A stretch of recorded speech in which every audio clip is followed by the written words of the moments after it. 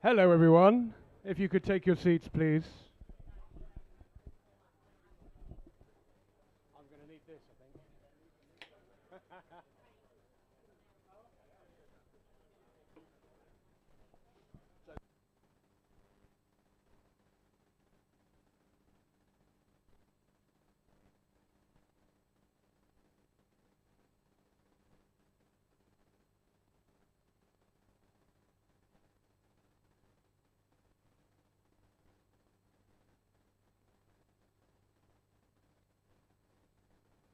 You're good. Scott's our impromptu cameraman. Thank you, Scott. So we all go.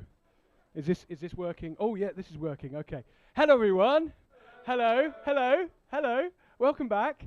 It feels like we've had a little bit of a break, doesn't it? Welcome to number 22 here in the beautiful sunny Tower of London environs. Have you been out on the balcony, seen the view from the bar? Who was here last year? Yeah, quite a few of you. So lovely venue, and thanks to the guys for sorting it all out. We've got a perfect amount of people here. Look at this. And what's been happening? It's been hot. We've got a new Prime Minister. I've got no jokes, so I'm going to move on really quickly. So tonight we have a chaotic TAMS special. There are more cameras in the room than I think in an episode of Strictly. So David is going to come and talk about TAMOSS very, very shortly, and other stuff. Then we've got Joe from TVU who's going to talk about what they're doing with TAMS. Brilliant. We've got Trevor. That's great. Can't wait to see the thing you made. We've got David who's made lots of things, and yeah, that'll be fun. That'll be fun. And then once we've done, we're going to have a little break in the middle. We'll probably have a couple of little breaks, to be fair. And then we will have, right at the end, we'll have a little panel with talk about TAMS and where it's going to go, right? Packed agenda. Are you ready to go? Woo! All right. So afterwards, we have a, there's a hotel bar. If we get tired of that, we probably won't. We didn't last year, but there's always a traitor's gate if we get bored with the bar. We're an informal group. You've heard all this before, so I'll skip through it. And conduct, which is really important. Please do pay attention to the code of conduct. I'll leave you.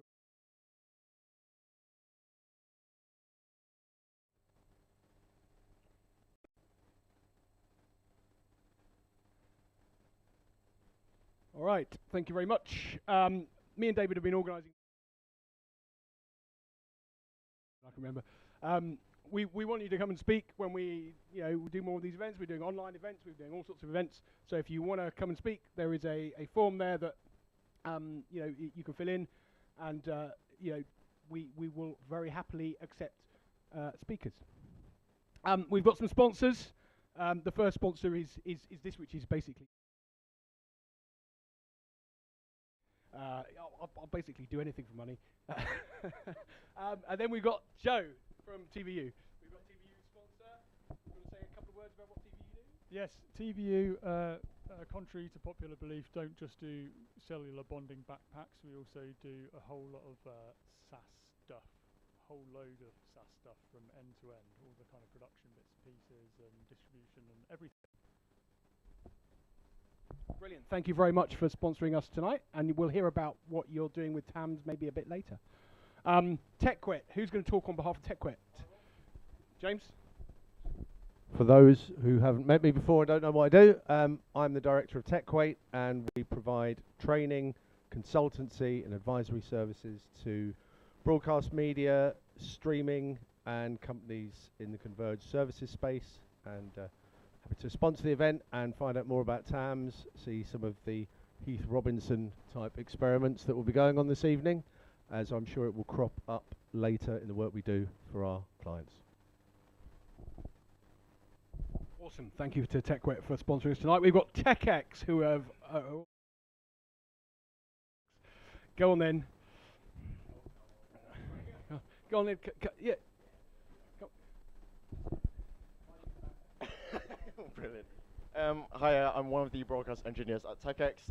If you're not familiar with what we do, we not only make our own bits of software, we've been doing IPTV for the last kind of 15 or so years. We've been making software gateways and recently put that does video processing and more. But not just software, but we are also partners with several other vendors as well, with the likes of Bridgetech and Tag, and deliver solutions for lots of lovely people in the room. That's us. Awesome. Thank you so much to TechX for supporting. And finally, David. Livewire. We're a cloud-native consultancy that helps modernize the infrastructure of companies. One of the ways in which we do that is by deploying TAMOSS, which is something which I'll be talking about in a second. Thanks very much. Awesome, awesome, awesome. I've got an annoying Windows noise happening. I had a little card telling me what to say with what's TAMS.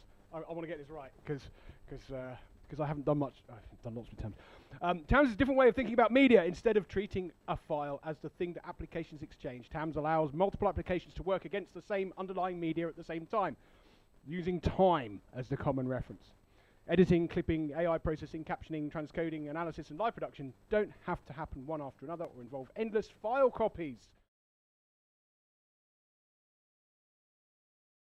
There's a diagram.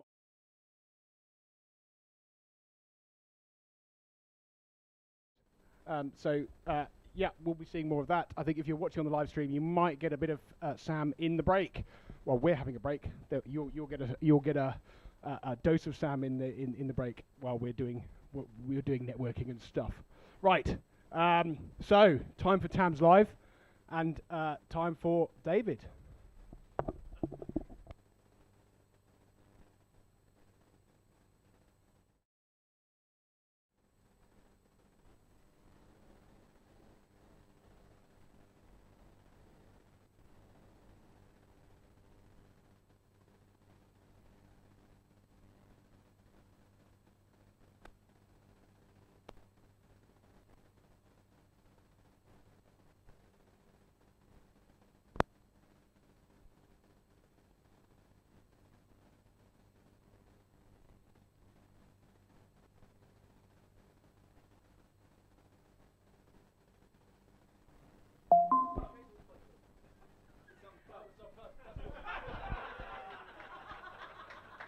That's what happens.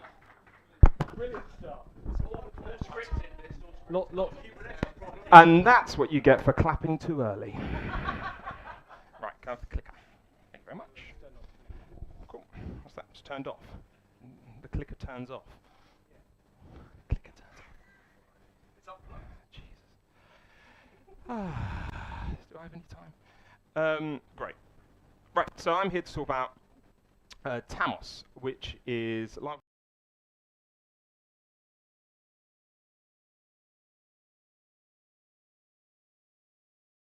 But what it basically means is that we've taken the spec and we've built a Kubernetes native deployment, so TAMS running. We use what's known as a Kubernetes operator-driven pattern, which means that once we've deployed this single piece of software to your Kubernetes cluster or your node or your instance or your local kind installation, you simply give it an instruction to give you a TAMS instance, and it will spin up all of the underlying processes, all of the containers, spin up all the data, connect it all together to you, and present you with a working TAMS profile. So at the moment, we've got profiles that run for local development. We've got a non-HA single server, and we have a HA multi-server. All of these have been tested. This has been deployed within multiple companies' infrastructure, and we have a number of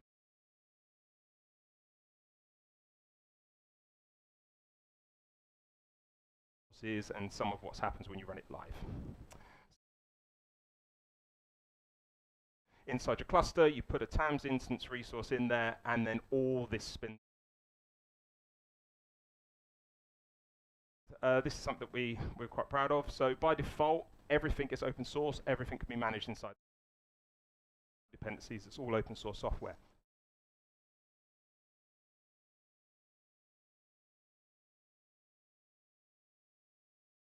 Buckets, and you want to use those, you can.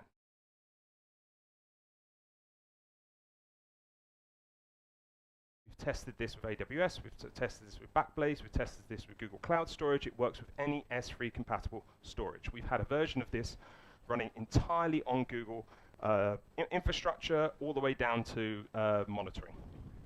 And this is just a quick overview of how it looks. You put your CI, you've got your controller, it watches, and when it finds, it deploys, and these are the things that are running. So again, it supports internal, external, NES3, OAuth OIDC, local and remote. This is the latest thing that we've implemented, which is the ability to hibernate and resume an instance. So say you've got it running in one cluster, you can hibernate it, it will essentially pack itself up, upload itself to remote S3, then you can go to a completely separate cluster, resume, port itself in, self-configures there. So it's really a way of running something on a single local device and moving it into a more general purpose area. And we're going to use that technique a bit later. Right, so that was the serious part. And now we get into the silly part. So I had an idea, right, which was to test TAMOSS small form factor edge profile in the field. And this is the field. So this is electromagnetic field. It's in Herefordshire, UK.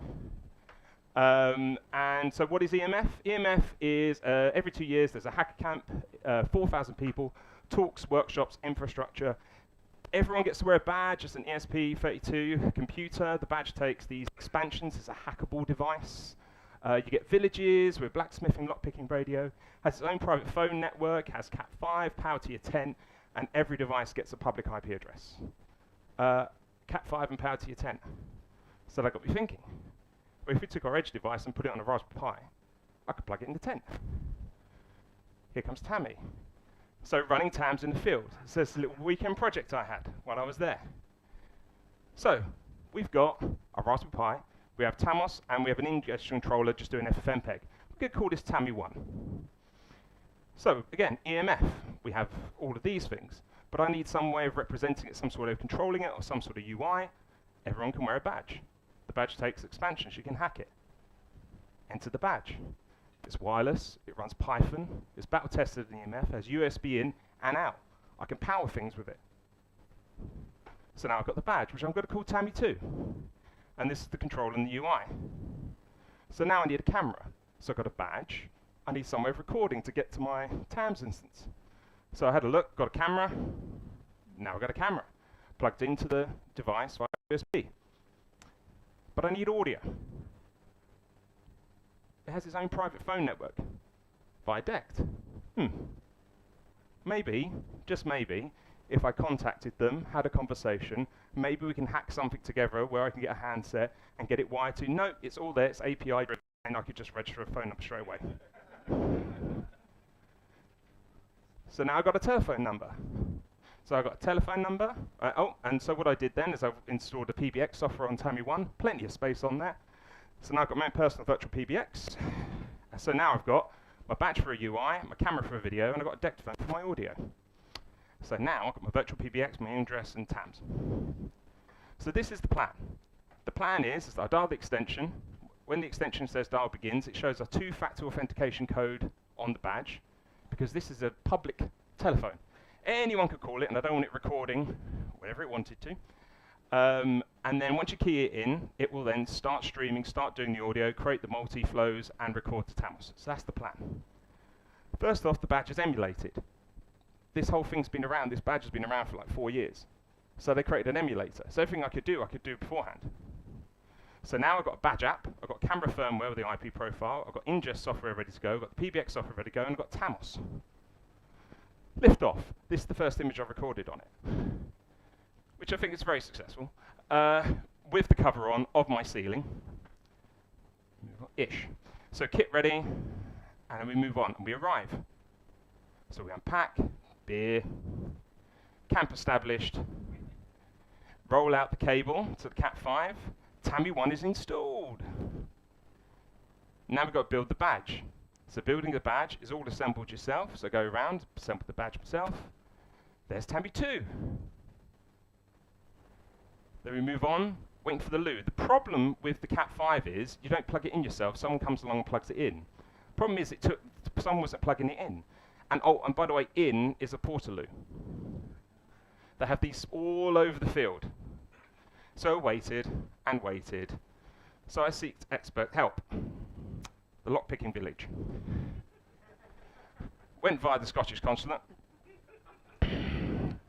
And we have action. We've got connected. So there we are. Now we're connected onto the network. So we've got that, but every device gets a public IP. So Tammy got a default drop firewall because we were told make sure it was all dropped and secured. Why? EMF was hacked. And what do you think? Do you think it was like Fable? It was some sort of naught day? Nope, it was the cup rinsing machine. The cup rinsing machine was running Docker on an exposed port with root, and someone came in on a public IP address, installed software on it, and used it to cause a bit of havoc. So, did it work? We got the DECT extension, we got the camera reflash, battery flash, Pi powered, pings and status were all good. Test image again, back of my arm, and let's go. Nope, Wi-Fi died. So just at the point I wanted to use it, it died.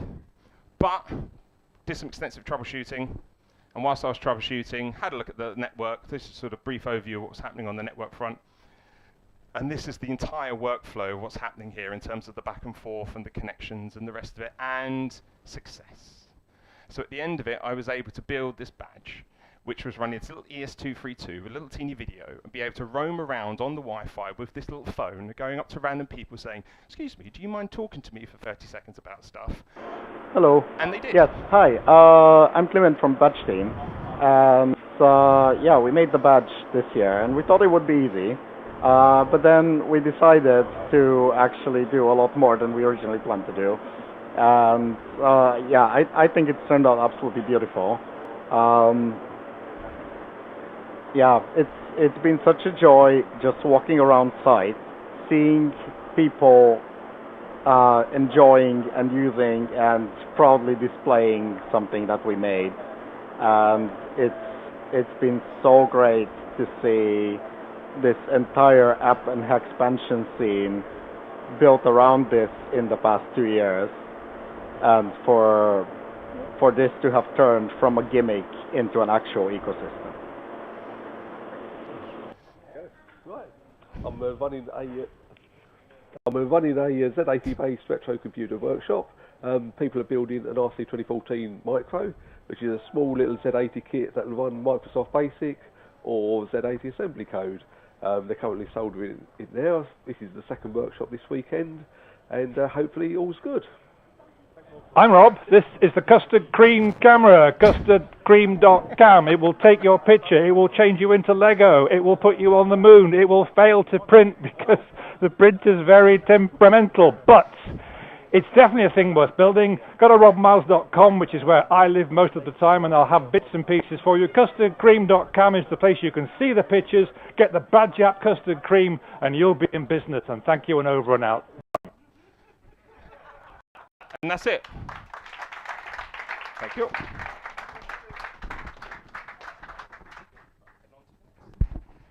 Wow, that was incredible. So we're going to do a quick switch over. How long do you need? Okay. I mean, yeah. A quick switch over. Do you need audio? There's a, yeah. No, okay.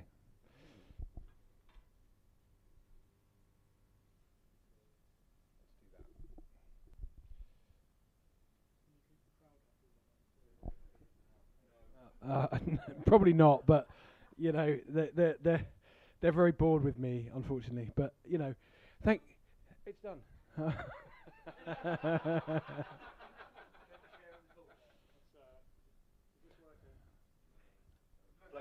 How about that? Is it plugged in? Whoa! Not just you. I got sabotaged. Yeah. Yes. Is it screwed well in? Oh. Okay. What is that? I don't normally let people touch my stuff. But Entire screen. You see. Even with my glasses on, this is a stretch. There Anyway, you go. whilst that's going on, There you go. So hopefully my name's that's Joe. hopefully that's good. Yeah. My name's Joe. I work for TVU Networks. I have done since March, Okay. which means I'm new. You need to go back to your And right as far tab. as I know, that's actually really new, and I haven't been there long enough to understand everything we do fully. So I'm a bit of an imposter here. I'm going to make some stuff up as I go along. I'm going to try and show you the general idea. We're working on a few projects. I'll try and get into those a little bit. But basically, Do you want to go full screen of the browser as well? Just to not loads. But see Teams in the background. yeah, I need that window. Wow. Right, okay, don't worry. I'll shut up. It's a backseat presenting. Right, anyway, okay, so, right, TVU Networks, as I mentioned before in my intro, we do cellular bonding, or actually cellular aggregation backpacks, but like LiveView and some others. And we've done that since, we've done it for 20 years or more. But around the time when everybody had to be locked down at home, we started developing some software products. So we have a cloud-based vision mixer, we have a cloud-based playout in a box in the cloud. We have some cloud-based ingest now, and all of these things are based on microservices that can be deployed in AWS or wherever. It can be deployed in hardware and all of that kind of thing. But the way that we work is slightly unique in that we can, we obviously have all of our own microservices. So you've got things like a vision mixer module, an audio mixer module, you've got a graphics insertion module. There's some microservices in there that are to do with API integration or protocol translation. So that's all of our kind of stuff.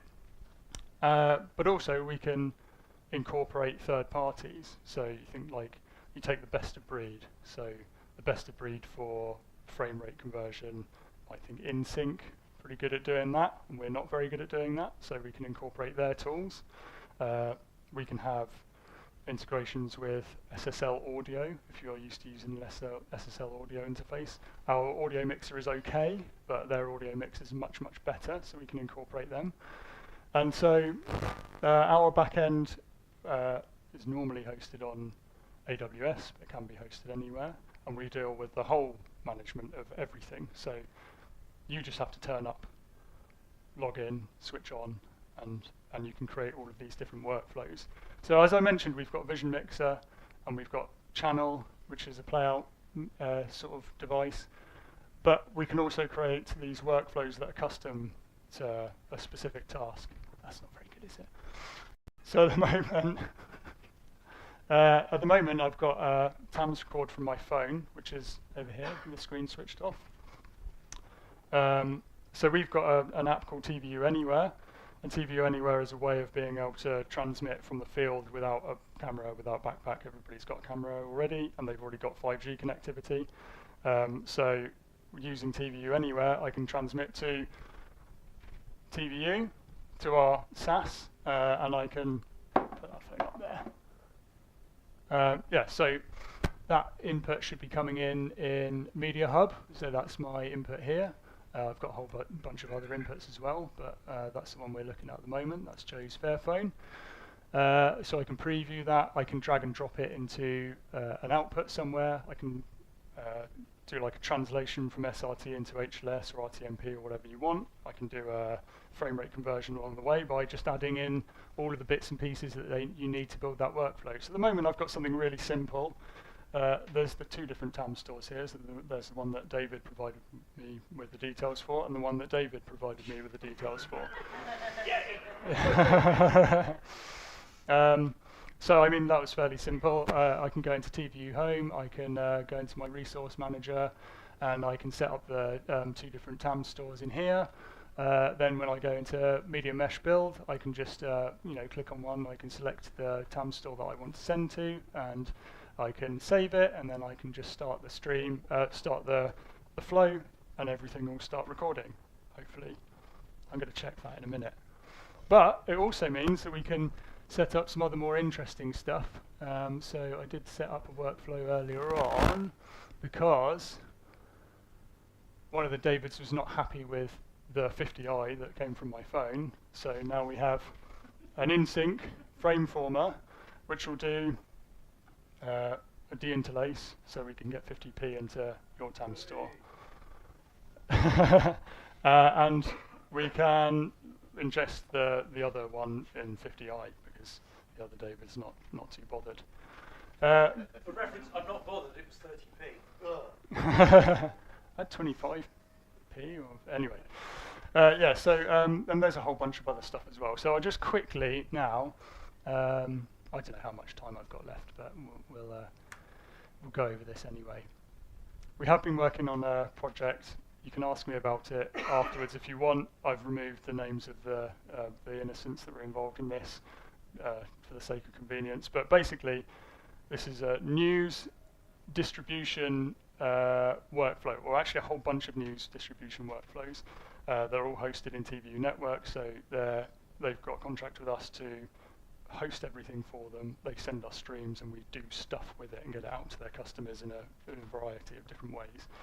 So, going on to the first slide. So, news, everybody knows all of this anyway. There's more stuff. There's more feeds happening simultaneously from one particular event or a news story that's breaking. The cost of getting out content out there too slowly is obviously much bigger than it was before. And there's lots and lots of platforms that you might deliver to, social media and lots of different affiliates that might want to take your feeds and all of that kind of stuff. So we all know that these are the challenges that news organisations are faced with today. Originally this customer had 1 satellite channel and 6 online channels, and that was pretty limited, and they couldn't do a lot of routing or any kind of flexibility in scaling up or down. So how do we use our technology to try and meet the challenges that they have and solve some of their problems? So we want to be able to scale the feed. So if there's like ad hoc events, or if they've got something that they just want to hand straight to the customer without doing anything to it, or if there are more customers, some people pop up and they say, I want a feed from that sports event or that news event or COP20, whatever it is, all of those kinds of things. You can scale it up really rapidly. So basically, feeds in TVU Media Mesh, which is the kind of underlying technology, and then all of your global clients on the end. And in between, we've got our global shared memory technology that allows us to transmit from one place to another in different regions and do all the transcoding and format conversion, all that kind of stuff in between. So their workflow at the moment has TVU Media Hub as the kind of router, so all of their feeds go into there. At the moment, they're using their hardware to send us SRT feeds.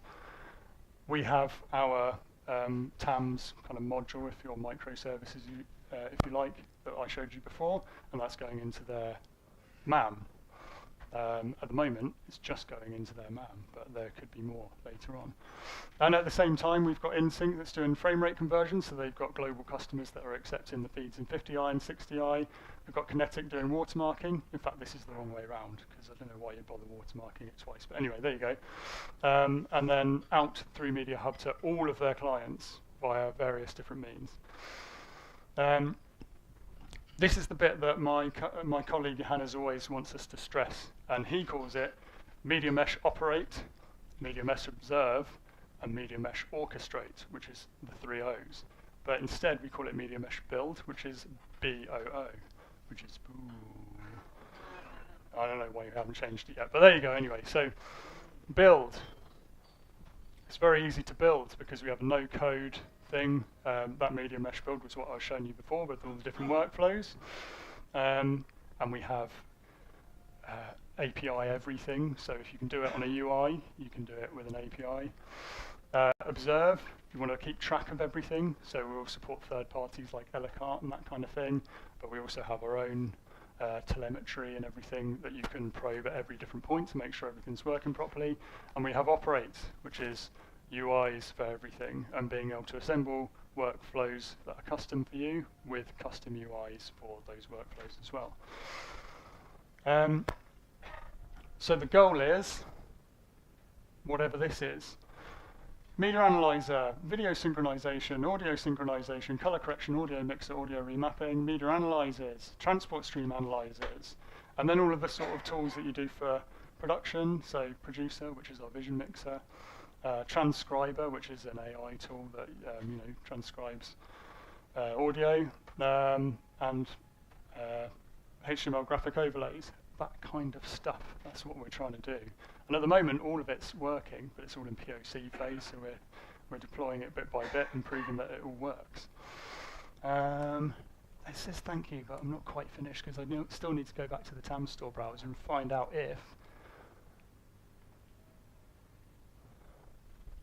if it was in my pocket while it was recording the whole time, which is possible. This is David's store, by the way. This is our store based on the yes. cutting room based on the AWS, so it's everybody's. You're going to explain that later, aren't you? Oh, I'll try. Yeah. Okay. Yeah. Anyway, hopefully, it's got my name next to it, so it must be real. Go back to the source. Oh, you want to go back to flows? What sources? Flows. With the top one. Just click on the top ID. Yeah. That should be yours. In theory. It's doing something. It's doing something. But we did definitely have it working earlier. Unless you've got audio, it should be really awkward. Oh yeah, do you think it will be playing out here? Yeah, maybe. How am I doing for time? You're alright, you've got a couple of minutes. Couple minutes of filler then. Do you want to go back to flows? I think it's still there. It's running. It is running, so it should be working. But anyway, there you go. That's apparently Plugfests do have some. Yeah. Yeah. I'm happy anyway. This one's running, so yeah, it should be working. But anyway, yeah, that's fine. So there you go. Thanks everybody. That was the best I could do in the time. Yeah.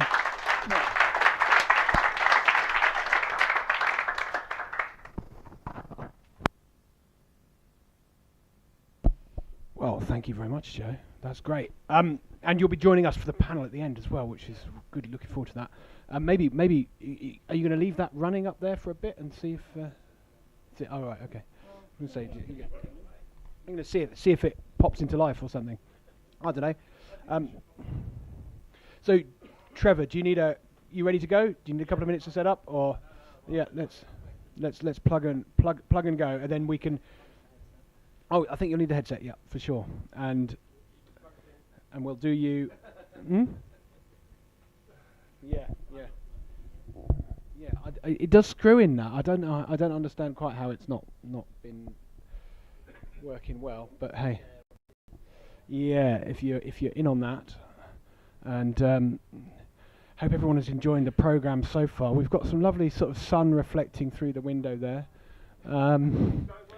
Yeah, it's good. We need to get his headset on as well. But I'm looking forward to going out on the balcony there later, because it's quite a nice view out there for a nice evening drink after the show. So hopefully we'll see you there. Oh, look at that! This looks good, doesn't it? It looks like fun.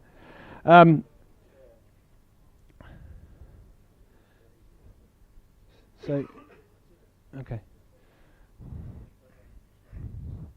Scott's doing a great job at being third cameraman there, just sort of making sure that hello. Yeah, it's all good. It's all good, and yeah. Is there any pizza left? Hopefully everyone's been enjoying that. Stand by. Only a second or two to go. I'm not going to start dancing or anything. Don't worry. And obviously, you're all good. While you're setting yourself up on that, I will, look at which camera's live. Look over there somewhere and say, don't forget to subscribe on YouTube and click the like button. And thank you for the people who have been commenting about little technical errors on the live stream. So Sam from BBC, hello, thank you for watching. Good to see you commenting on there. All right, ready to go? I believe so. Awesome. Right, Trevor. Hello. I'd like applause beforehand. You know how that worked out. I'm an editor, not a coder. Know nothing really about TAMS, nothing about any of the abbreviations that have been mentioned so far. But I do a lot of tight turnaround editing, usually sport, stuff like that, Olympics, World Cups, and also have used a product called IP Edit, which is an EVS product where you can be playing out your timeline as the file is growing and as you're editing it. It's really the only product, I think, where you can be outputting as you're editing, as the file's growing. Anyway, I got interested in how TAMS might help us out there, and I also got a little bit interested in AI, so I put those two together and started getting it to help me /write to start to build onto the Omakase player, which is a great player that TAMS sits on. I think it plays other things as well, but it plays TAMS media great. So I started adding some features there where we can speed up, go for JKL, but on steroids, which is kind of what I want to do as editors. And then from there, I sort of built as you see, a typical source record NLE. Simple, but it does a lot of the stuff that that the NLEs do: match frames, trims, extract. And so actually, I do believe I have Joe's camera up here from the stream. So fairly live, even if it isn't live. And earlier I built which one are we on? This one here. I built a little timeline which should be, of course, it's never going to work on the day. 1 second. 3A.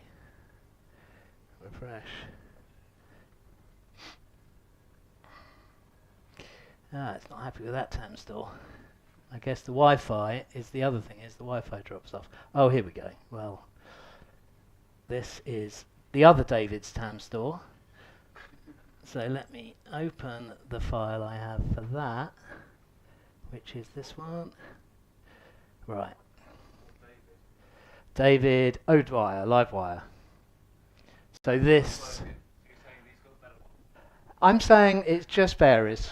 It varies. It's highly likely to be my setup. They're both great, of course. So I took Big Buck Bunny, stuck it in a timeline, and did edits every 5 seconds. And it plays back, it shuttles around, I can jump from edit to edit. And as I say, the JKL is kind of one of the things I am always asking for on MAMs and stuff like that, is you can never shuttle around at a decent speed. And it never follows the NLE workflow, so I stuck that in.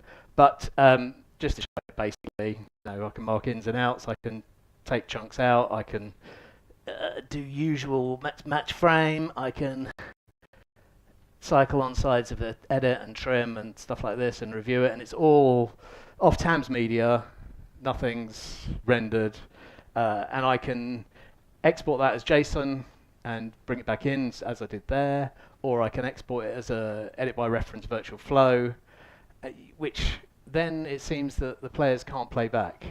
They can't play back tightly edited clips that I can make work. But I'm sure that's probably just me. But I'm sure that's something that could come along in the future. But anyway, so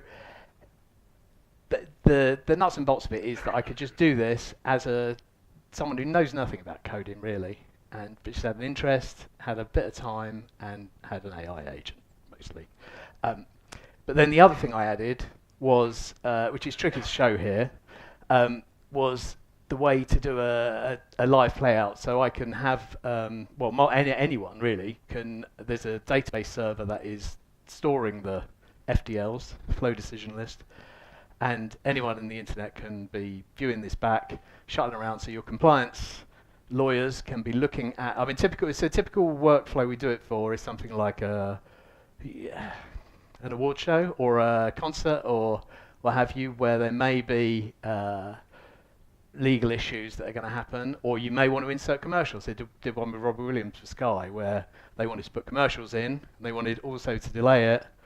I don't know if it was Robbie Williams, someone else could have been, just in case anything was said that might need to come out. So that was on the EVS product, and that's kind of what I wanted to emulate, and we can do that here just by a web address, and it shows up on, if it's the live playback, it shows up on my timeline as a red marker. Where that playout is, I can't change anything before that. That's happened. And I can edit the timeline as it's coming towards me. So as the show is happening, the front of the show is going out on air. I'm editing the middle of the show and maybe the back of the show. And if someone noticed a compliance issue or a camera change that needs to be made, I could go back and do it, make it, and the play out happens smoothly. Equally, someone can be an observer and not have the red markers because they're just looking at the edit that's happened. So that's sort of the nuts and bolts of it, really.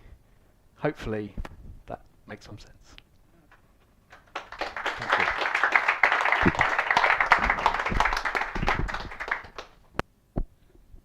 Wow, thank you very much, Trevor. That's awesome. Good to see a little bit of live footage going up there. So that brings us. What time is it? Have we kept to time? Wow, look at that. That's amazing. How did we do that? I was really worried that we weren't going to do that. So we're going to have a break till 8 o'clock. So good 10 minutes. Let's call it 10 minutes. Get back for 5 to 8, and then we can get going at 8 o'clock. We'll do a little bit of frame and then a little bit of panel. So grab a drink, do what you need to do, and we'll see you shortly.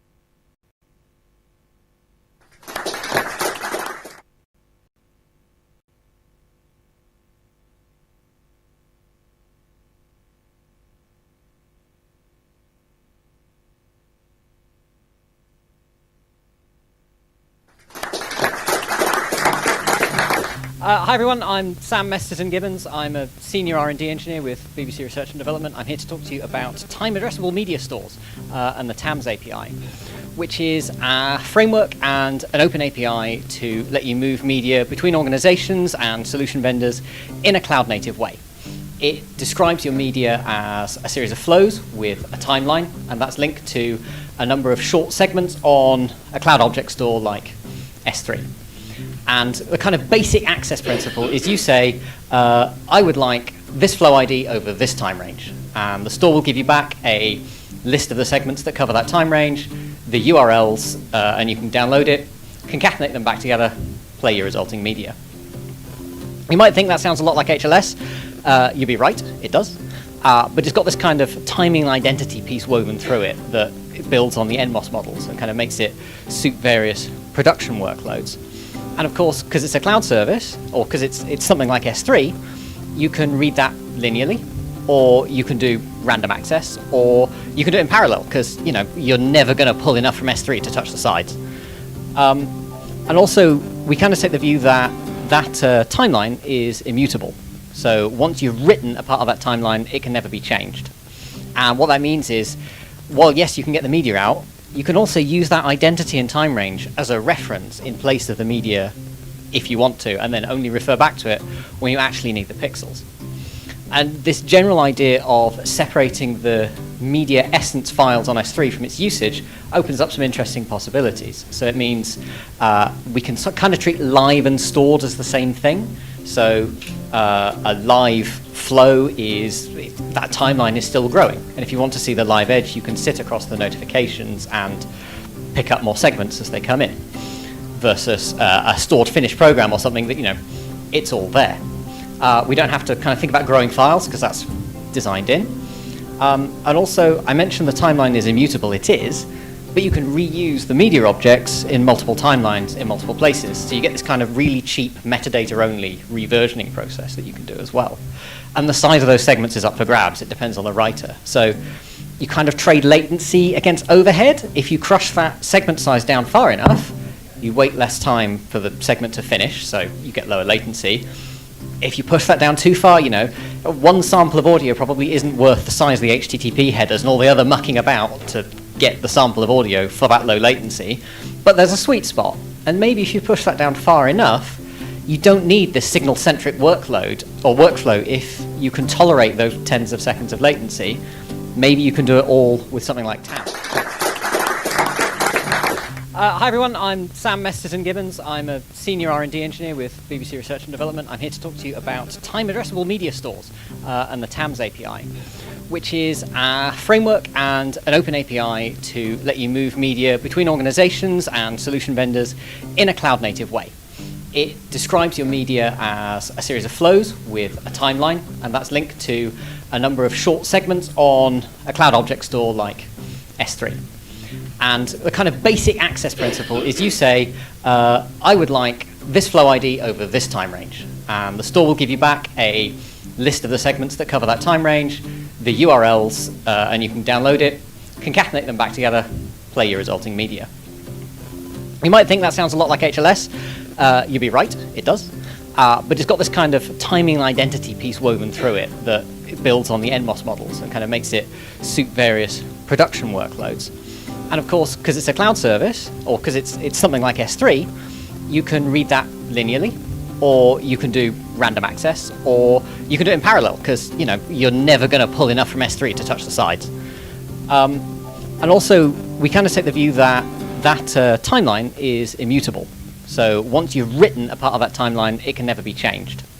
And what that means is, while yes, you can get the media out, you can also use that identity and time range as a reference in place of the media if you want to, and then only refer back to it when you actually need the pixels. And this general idea of separating the media essence files on S3 from its usage opens up some interesting possibilities. So it means we can kind of treat live and stored as the same thing. So a live flow is, that timeline is still growing. And if you want to see the live edge, you can sit across the notifications and pick up more segments as they come in, versus a stored finished identity and time range as a reference in place of the media if you want to, and then only refer back to it when you actually need the pixels. And this general, maybe you've picked up, I don't know, a SAS browser edit product or something, and you want to evaluate it. Well, giving them access to your media is, I've got a TAMS API, you've got a TAMS integration, here is a URL, here are some credentials, have fun. And they could pull that across into their local store and work on it. They could do that replication kind of smartly on demand, say, okay, my user is jumping about in the media, that's fine, I can adjust what order I replicate, or it could just live on your server and they can pull it directly. That either approach works. Maybe you're something like a news agency, you have some feeds available, maybe that's on something like LPX, and you say, okay, I'm gonna join this thing that's already started. I'm gonna use the fact that it's a TAMS flow to pick up the last 20 minutes since it started. I'm gonna sit across that live edge and keep pulling in new segments as they pop up in the store and sync them across. You could have, I don't know, some sort of connected camera piece where you want to tie that into your MAM and TAMS is the bridge. Maybe you've got some sort of edit by reference you want to do, and you start to get this kind of cheap reversioning, which means we can store all the previous copies if we want as a metadata only thing. What does Git for media look like in that case? Can we start to build something like that?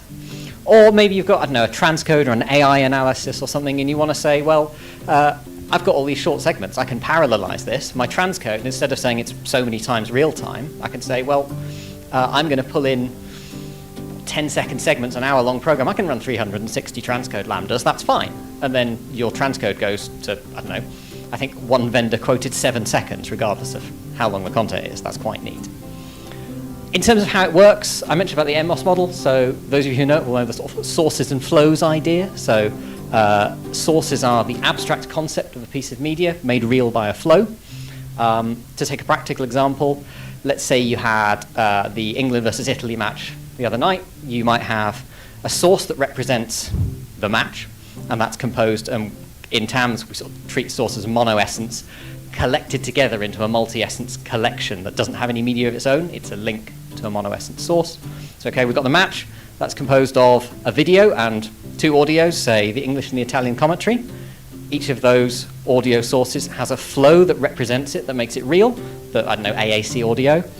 The video might have 2. It might have a flow for high resolution, high bandwidth. It might have a flow for a low resolution proxy.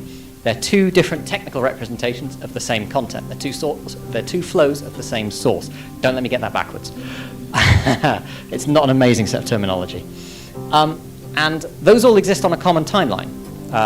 So you can, I don't know, you've got ball position data or the opta data or highlights data. You can tie that back to that timeline and treat the whole thing by reference. And that reversioning piece means maybe you can then use that to reversion your piece of media to say, okay, I've got some titles, I'm going to take some of the match as a metadata operation, I'm going to do a kind of partial segment at the end, and I'm going to go into some halftime content I've added, something like that. When it comes down to the actual media, to write into this is kind of skipped over in this diagram a bit with the colored arrows, but you have to generate those short segments yourself. Conventionally, that's MPEG transport stream. TAMS doesn't actually care what container you put in it, as long as you can explain how to get it out at the other end. But largely everyone's glommed onto MPEG transport stream because it's so darn convenient, except for him. But then you tell the store, okay, I want to create a flow. I want some storage for that flow. It will give you back some URLs to write segments to. Tends to be pre-signed S3 or similar. You put your segments, you take the object IDs, you tell the store, okay, bind this object to this part of the timeline, so seconds 10 to 20, 20 to 30, 30 to 40, and so on, and then you can read it out at the other end. In terms of who's working on this, BBC R&D created the TAMS API, and we maintain it for now. We did a bunch of internal trials, sort of proved it out with things like Springwatch. We open sourced it ahead of IBC 2023. We realized that open sourcing this was the best way to build out something that we could all get behind and work together on. And that's good for the BBC as well, because it means we have this common integration point. AWS kind of got in touch. They had some customers with this sort of shaped problem. They formed something called Cloud Native Agile Production, or CNAP. That's a group of AWS partners, customers, other organizations, including ourselves, that are interested in cloud native media. AWS have built an open source implementation of the TAMS API. The CNAP partners, we've got people building ingesters and ways to get TAMS content in and out of their existing media processing fabric, at least one Premiere plugin that I know of, at least one browser-based SaaS tool, AWS Media Convert will now read from TAMS, and then kind of various demos at things like IBC. So I've seen the pictures of the demo at IBC in a couple of weeks, and it actually looks really good. I'm kind of gutted I'm not going to be there, but it's my sister's wedding, so I'm not that gutted. And then in terms of what's next, we're kind of thinking about what does fine-grained authorization look like in TAMS. There's a PR open if you're interested in commenting on that. We're helping the BBC with a project called Stream Factory Library that's thinking about, okay, what does another turn on our live to VOD pipeline look like? That's going to be built on TAMS. Kind of various other bits of spec work. Thinking about, I'm toying with, I wonder, could you write TAMS in an FFmpeg? If anyone else is doing that, I really want to talk to you.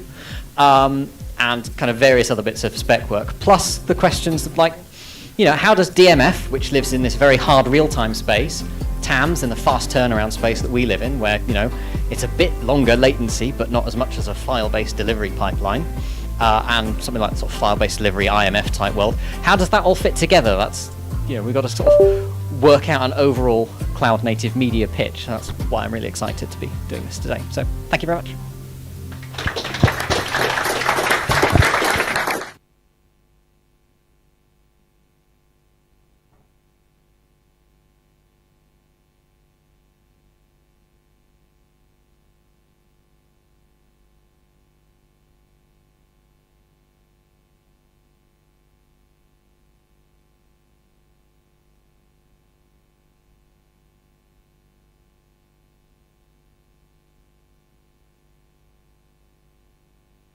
Right, if you could get ready by taking your seats again soon, that would be good. Thank you very much. Hi everyone, I'm Sam Mesterton-Gibbons. I'm a senior R&D engineer with BBC Research and Development. I'm here to talk to you about time addressable media stores and the TAMS API, which is a framework and an open API to let you move media between organizations and solution vendors in a cloud-native way. It describes your media as a series of flows with a timeline, and that's linked to a number of short segments on a cloud object store like S3. And the kind of basic access principle is you say, I would like this flow ID over this time range. And the store will give you back a list of the segments that cover that time range, the URLs, and you can download it, concatenate them back together, play your resulting media. You might think that sounds a lot like HLS. You'd be right, it does. But it's got this kind of timing identity piece woven through it that builds on the NMOS models. It kind of makes it suit various production workloads. And of course, because it's a cloud service, or because it's something like S3, you can read that linearly, or you can do random access, or you can do it in parallel, because you know you're never going to pull enough from S3 to touch the side. And also, we kind of take the view that timeline is immutable. So once you've written a part of that timeline, it can never be changed. And what that means is, while yes, you can get the media out, you can also use that identity and time range as a reference in place of the media if you want to, and then only refer back to it when you actually need the pixels. And this general idea of separating the media essence files on S3 from its usage opens up some interesting possibilities. So it means we can kind of treat live and stored as the same thing. So a live flow is, that timeline is still growing. And if you want to see the live edge, you can sit across the notifications and pick up more segments as they come in. Versus a stored finished program or something that, you know, it's all there. We don't have to kind of think about growing files because that's designed in. And also, I mentioned the timeline is immutable. It is, but you can reuse the media objects in multiple timelines in multiple places. So you get this kind of really cheap metadata-only reversioning process that you can do as well. And the size of those segments is up for grabs. It depends on the writer. So you kind of trade latency against overhead. If you crush that segment size down far enough, you wait less time for the segment to finish, so you get lower latency. If you push that down too far, you know, one sample of audio probably isn't worth the size of the HTTP headers and all the other mucking about to get the sample of audio for that low latency. But there's a sweet spot, and maybe if you push that down far enough, you don't need this signal-centric workload or workflow if you can tolerate those tens of seconds of latency. Maybe you can do it all with something like TAMS. So why might you want one of these? Well, maybe you've got a live-to-VOD process and you want to put a TAMS store recording the output of your live channel, and then you say, okay, well, I know from my schedule when my programs went out, I can extract that, I can run it through my VOD pipeline. That's a project we're working on at the BBC at the moment. Maybe you've picked up, I don't know, a SAS browser edit. All right, time to take your seats, please. Well, giving them access to your media is, I've got a TAMS API, you've got a TAMS integration, here is a URL, here are some credentials, have fun. And they could pull that across into their local store and work on it. They could do that replication kind of smartly on demand, say, okay, my user is jumping about in the media, that's fine, I can adjust what order I replicate. Or it could just live on your server and they can pull it directly. That either approach works. Maybe you're something like a news agency, you have some feeds available, maybe that's on something like LPX, and you say, okay, I'm gonna join this thing that's already started.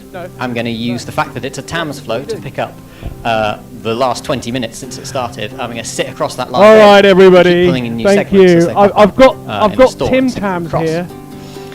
You could have, I don't know, some sort of connected camera piece where you want to tie that into your MAM, and TAMS is the bridge. Maybe you've got some sort of edit by reference you want to do, and you start to get this kind of cheap reversioning, which means we can store all the previous copies if we want as a metadata only thing. What does Git for media look like in that case? Can we start to build something like that? Or maybe you've got, I don't know, a transcode or an AI analysis or something, and you want to say, well, I've got all these short segments, I can parallelize this. My transcode, instead of saying it's so many times real time, I can say, well, I'm going to pull in 10-second segments, an hour-long program. I can run 360 transcode lambdas, that's fine. And then your transcode goes to, I don't know, I think one vendor quoted 7 seconds, regardless of how long the content is, that's the point. All right. Oh, what happened there? Oh, there we are, I'm back. All right. Okay. So, before we start, we've got some of these for Jess. So who would like a pack of Tim Tams? I'm gonna throw them out. Woo! And then who would like to try?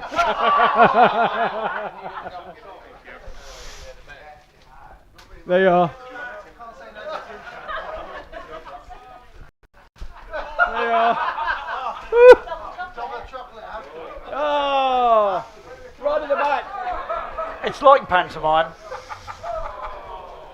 just without the dress. Right. All right. With such excitement aside, I will put the rest at the back for people to fight over later. I might have to perform myself.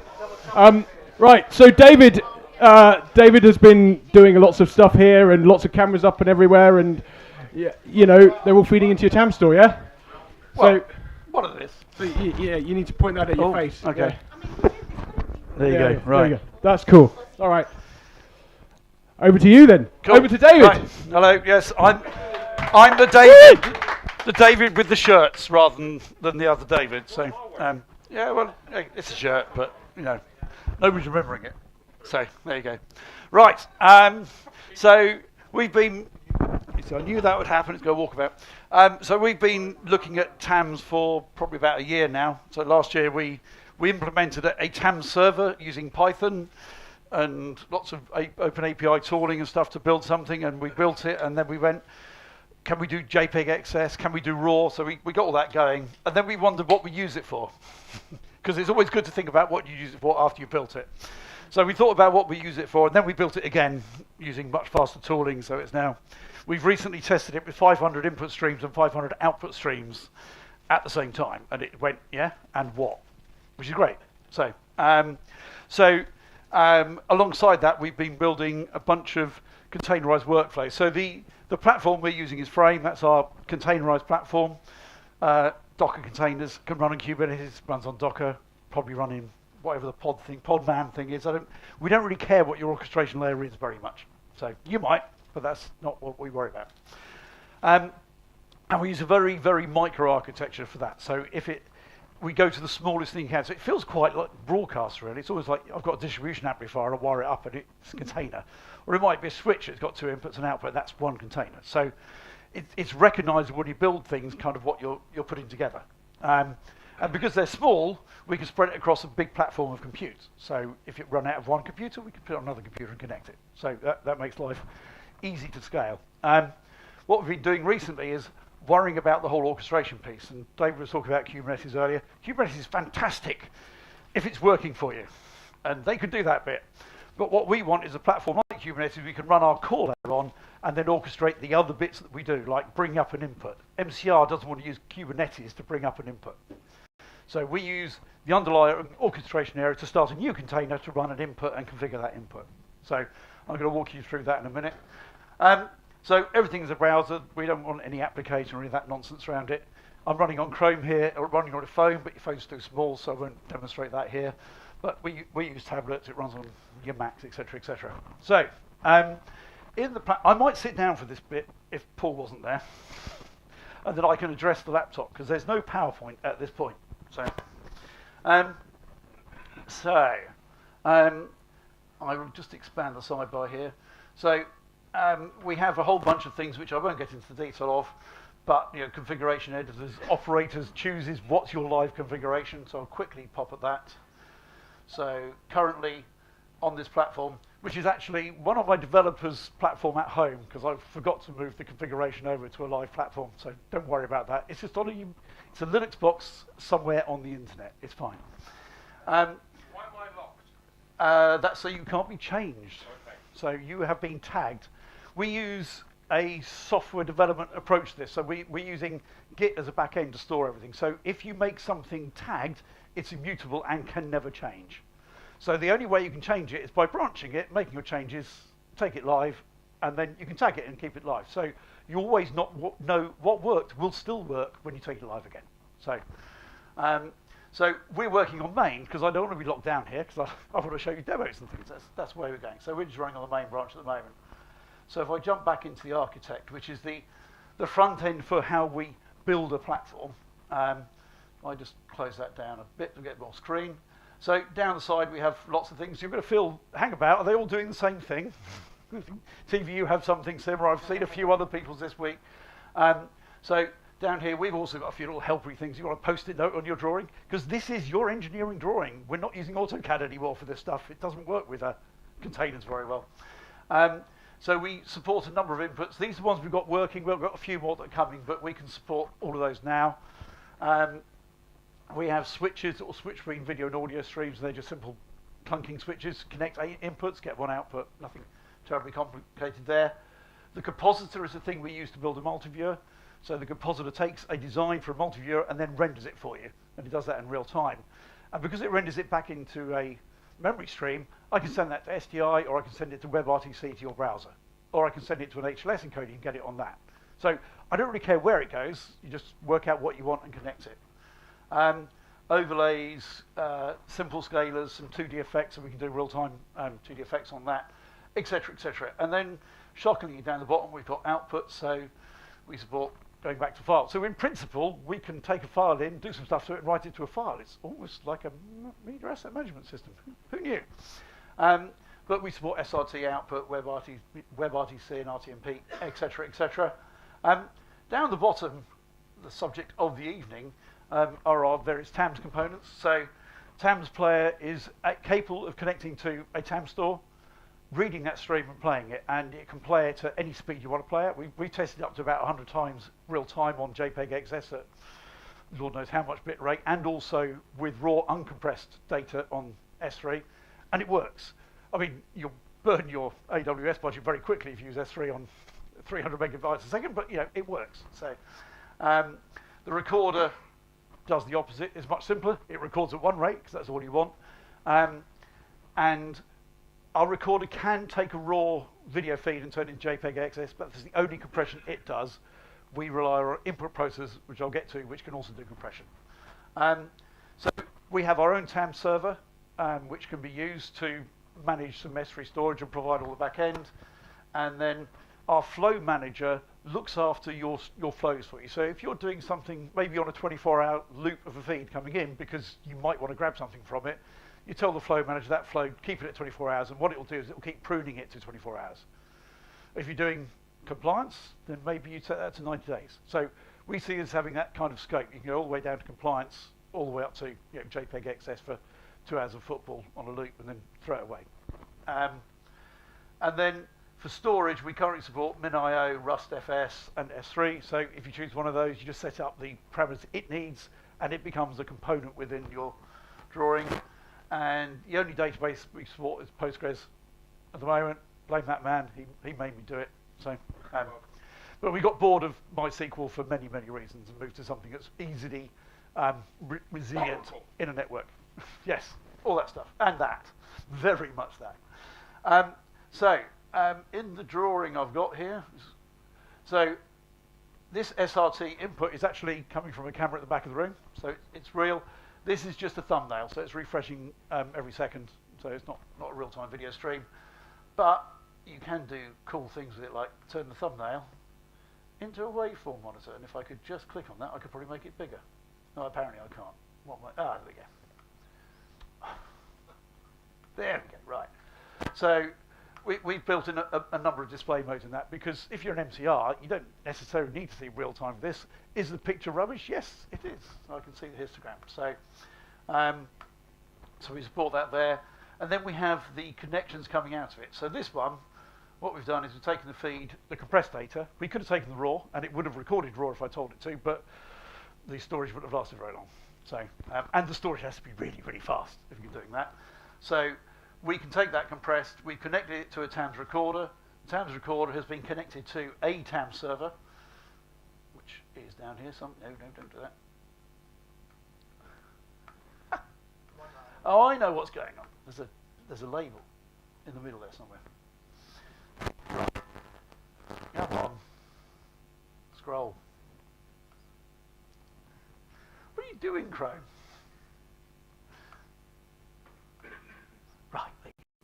Right. So TAMS recorder down here, it's taking in, another TAMS recorder, which is taking this feed over here. It's driving what we call our frame partners server. This is a public TAMS server. You want to write stuff to it and test it, let me know. That's what TVU are writing to. It's what TechX have written to, Matrox have written to, Cutting Room have edited off the back of it. It's just there. We'll open up to anyone who actually wants to make this stuff work. So you'll note this isn't actually connected to any storage or database. That's because this TAMS server here is a representation of another TAMS server in an entirely different platform. So it's not running in this cluster. If it was running in the cluster, I'd have had to add the S3 storage and the database to it to make it work. So that's just an independent thing, which we don't have on. Amazingly, we don't have his server in his house being a public TAMS server for all to use. That would seem like a very stupid thing to do. So that's going through there, and if I could just lose the irritating thing at the top there. This is what Joe was looking at earlier on. So we go back to the flows. You can see today we've all been playing through it. I think there's actually one or two of Trevor's recordings in here as well somewhere. So one of the things we found is that TAMS is still relatively new, I think it's fair to say, and we're still finding edges in it occasionally. So not everything works first time, but we'll just see if that one there will do something useful in load. Hooray! There we go. So that is the room, and in theory we play. There we go. Unfortunately, back then you weren't moving very much, and the Wi-Fi connection isn't entirely brilliant. And what we found is that sometimes the Omikaze player will just go, I've done enough really, I'll stop here, if that's all right with you, which I don't fully understand, and we're still trying to work out whose problem that is. But the trouble is that it's all being developed in the cloud, and everything is being changed continuously, so you're never sure if you're up to date.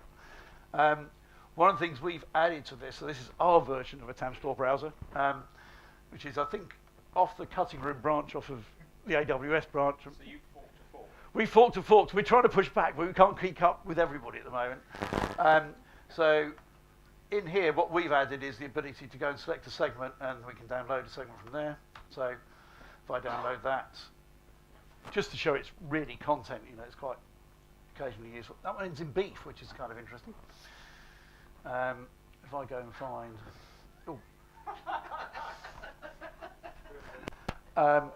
there we go. So that is the segment that was recorded much earlier this evening, I guess. We didn't put a clock in. We should have put time code into it, shouldn't we? That would have been a really clever thing to do. So, yes, I don't know who's talking. It's not. Oh, it's me. It's really recent. That's how recent it is. I'm sat in the chair doing a demo. Right, there you go. So that's been running since about 6:30 this evening. So we'll be grabbing all that content later and using it in demos, I'd imagine. So, it's one of the big pluses of TAMS is the media is just media. There's nothing really very special about it, as long as it's in a format we all recognise. When we did raw, effectively SDI data, it's just raw SDI frames. Not many things really handle that. But JPEG XS is in transport stream, so you can play that in VLC as well. It just sort of plays, which is very cool. How am I doing for time? I'm vaguely conscious that I can go on forever. Yeah. Yeah. No.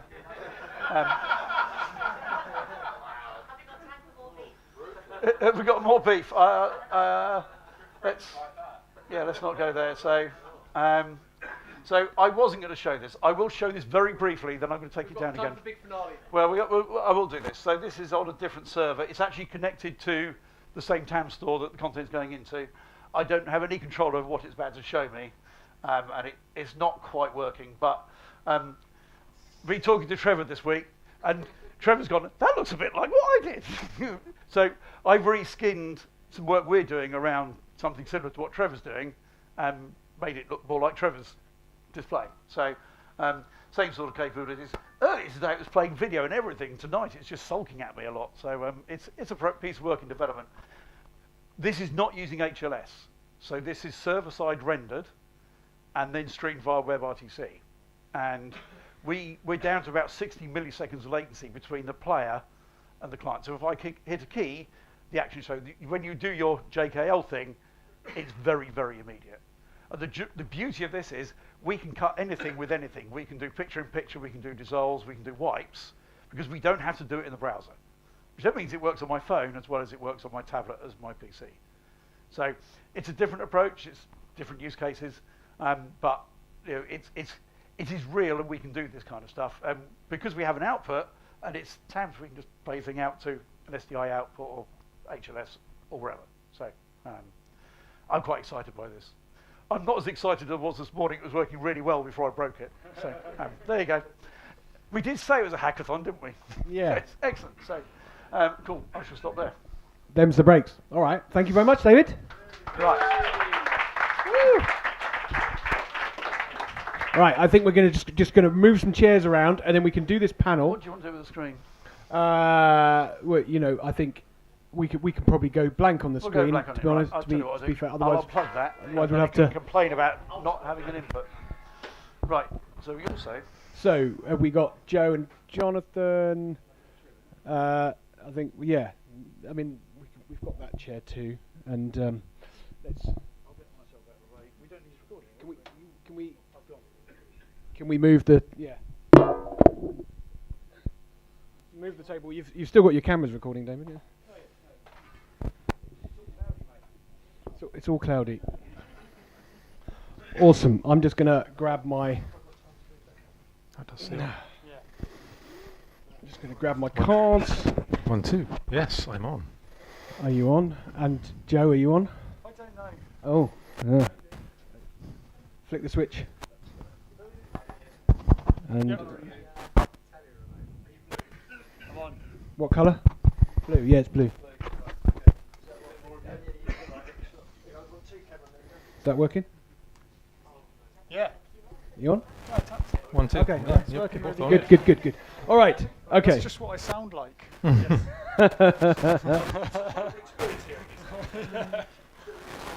Well, thank you very much for joining us, and thank you both for coming on, and thank you, Joe, for. I know you've come a bit of distance to be here tonight, so appreciate the travel, and And Scotland, and Jonathan's come from Scotland. Was it Wales? Yeah. We got good we got coverage three of the nations. UK. Three nations. In. We both came to the Yeah. mainland Yeah, to you help both. you all on your journey. Oh, all right. So let me get this show on the road.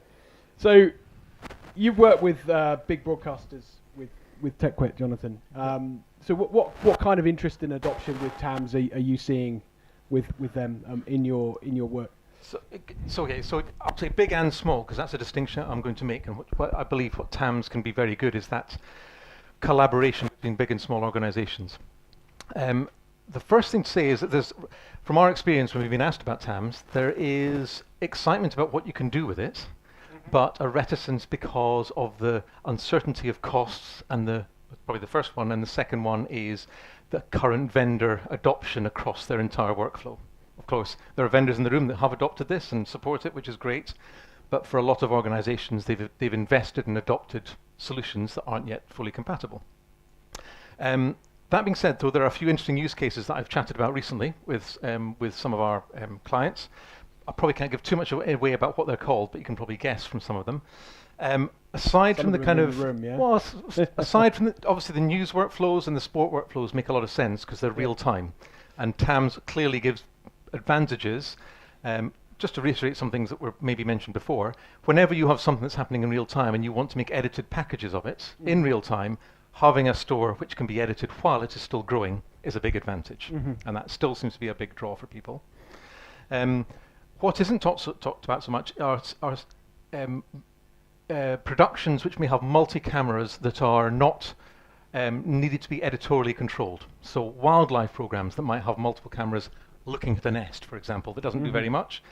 And that's because TAMS works very well with camera to cloud systems. You can, as we've been showing today, you can literally set up cameras that are low cost and hermetically sealed for harsh environments and can just stream 24/7 and allow both a production team to make interesting programs. But if you're really into that kind of thing, individuals could both view them whenever they like and also potentially make their own content if allowed. And that brings on to the third point, is then what can small production companies do if a larger production company has invested in that infrastructure to put all that in. That's not been done yet, but that's what I'd like to see TAMS be able to do, is allow easier cross commissions where you have a large broadcaster potentially investing in the infrastructure of the collection, and smaller editing houses, production companies being able to create different versions of the same content. That's really interesting. I hadn't thought about that use case. That's actually, I'm actually there thinking about that. That's a really interesting idea. So you're talking about actually for either subcontracting or for some secondary content, or maybe even public service content, that you could have that nature watch, for example, and you could actually just share that online and invite people to make their own thing, like they do with open source APIs. Yeah, I'm almost thinking it could be subcontracting, but that's usually within the same production. I'm thinking of entirely different feeds, or even allowing the users to generate it themselves. It's almost an extension of the work I used to do with multi-stream at the BBC, where you try to offer lots of streams at an event like Glastonbury or Wimbledon or something, but they were still all edited to be a package for a particular court or a particular stage. It's taking it one level lower and say, actually, well, if the cameras are going to the cloud anyway, and it's within compliance reasons, why not give end users or other production companies access to the raw material itself? Okay, and Joe, what have you found with TVU and the customers you've been working with? Well, we've been working on loads of different projects, and it's funny to see that. I mean, something like a cloud vision mixer is, immediately a small production company who can't afford an OB truck or something like it are going to be able to use that very easily. But now there's a situation where I think those smaller productions are competing for viewership with bigger productions, and so bigger production companies and bigger OB companies and rights holders and everything like that are going to have to maybe find themselves in a halfway house between those smaller productions and bigger productions. And I think that's a really good point that you made. It's like that ability to be able to bring other organizations or individuals into the infrastructure, if you like.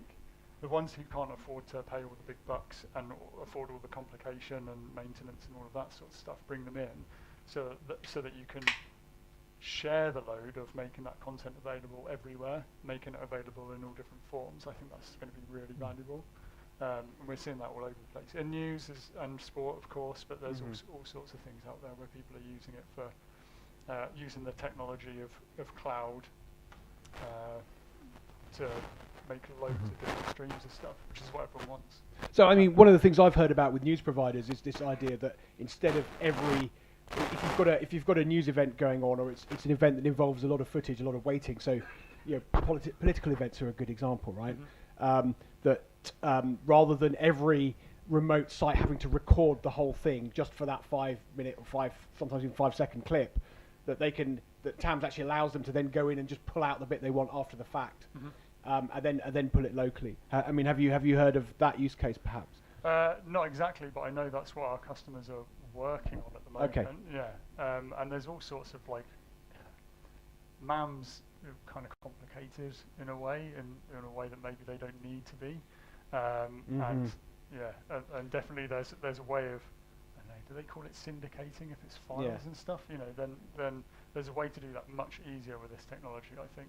So a lot of traditional MAMs are built around moving files around effectively. You've mentioned a good word. We think of syndication as being the end product. You can now think of syndication being the essence feeds, and say, well, I want to allow others to be able to work with that. Yeah, and in exactly the same way that we're now sending streams of live video in all different forms to all different takers all over the place, you can do the same thing with files in almost the same way, really.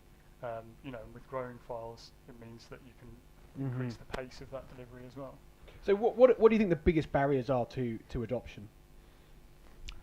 So although I've painted a rosy picture of how we can have this cross-functional workflow with small companies and large companies, I think one of the reticences is if it's valuable content, you don't want malicious activity on it. So there are authentication layers obviously in TAMS. I don't think maybe it's been fully tested enough how that might work in a cross-functional environment where you might want to give access to a lot of different companies, but maybe control different entities, like an IAM basically for TAMS would be something I'd like to see more work around. A potential blocker that I've noticed anyway. Any that you've noticed, Joe? Yeah, I would say that self-sabotage is probably a big problem if you go into a Plugfest unprepared.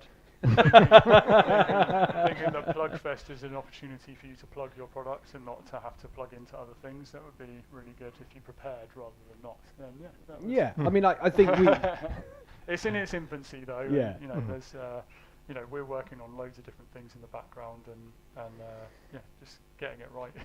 And talking about today, I mean, obviously it's been a bit chaotic, and we've got cameras everywhere. But we've seen some of them end up in stores, which is great. But what surprised you the most about tonight's event, other than the fact that we actually got a video to live stream to YouTube, which surprised me, but that's due to that man in the corner, who I will thank later. But what surprised you?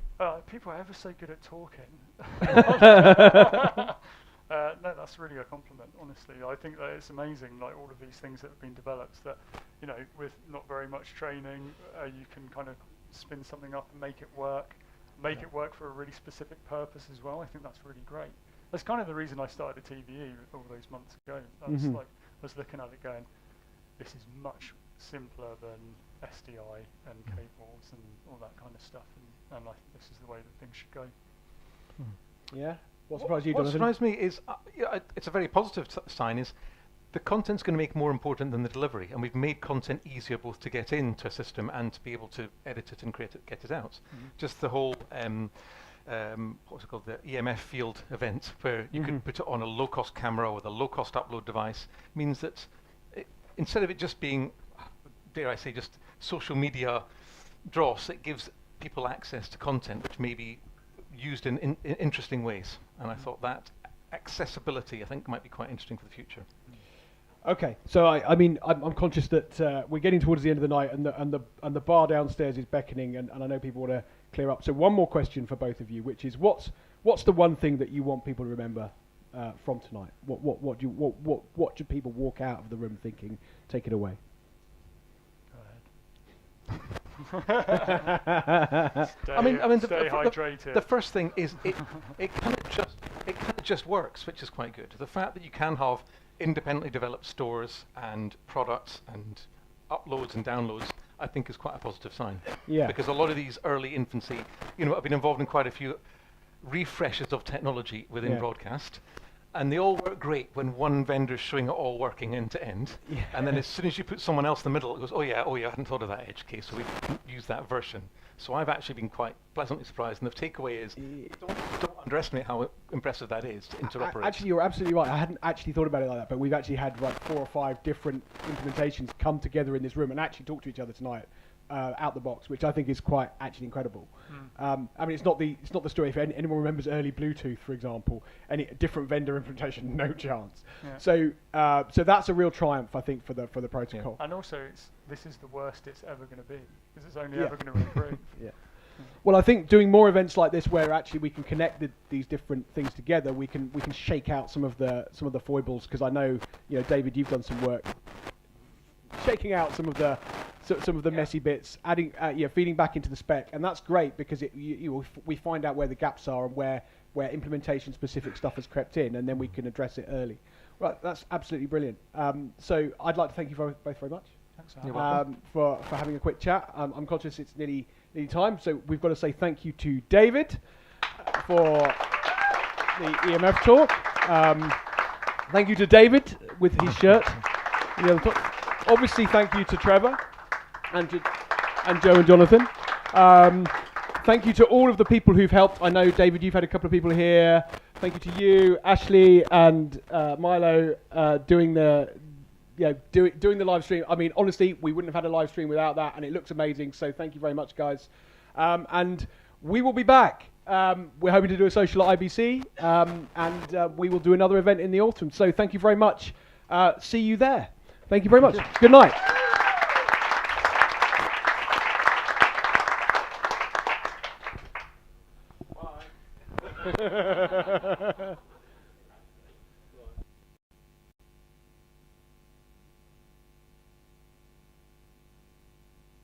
Just say press subscribe, you'll go away. Press subscribe. Times, just as we plan. By time, not by times.